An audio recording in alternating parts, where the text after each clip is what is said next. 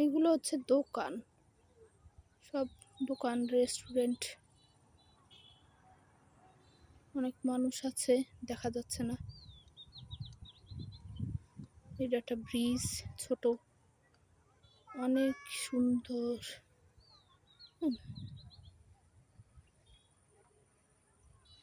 এদিকে গ্রাম, মানুষের বসতি।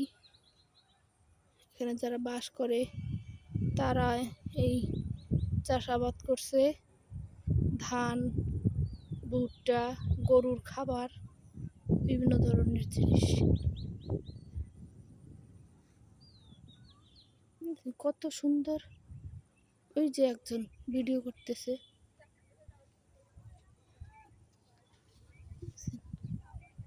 এই হচ্ছে পুরোটা দেখালাম। ভালো লাগলে কমেন্টে জানাবেন।